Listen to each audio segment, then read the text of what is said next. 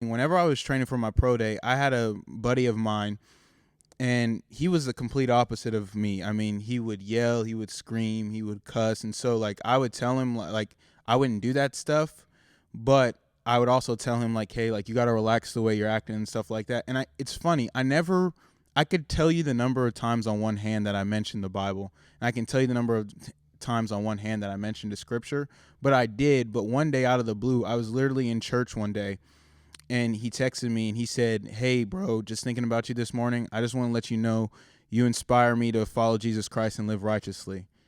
And that was probably one of the biggest goosebump moments I had in my life, because it was one of those things where I was trying to be a living sacrifice. And sometimes the hardest thing I think about being a living sacrifice is you don't always see the benefits right away. Like in high school and middle school, especially, you'll see people walking through the halls and like you'll act a certain way, and people may laugh at you and people may make fun of you. But if you are able to separate yourself from the crowd and not follow the crowd over time, like it'll pay off. Like they have that, you always hear that term like nice guys finish last.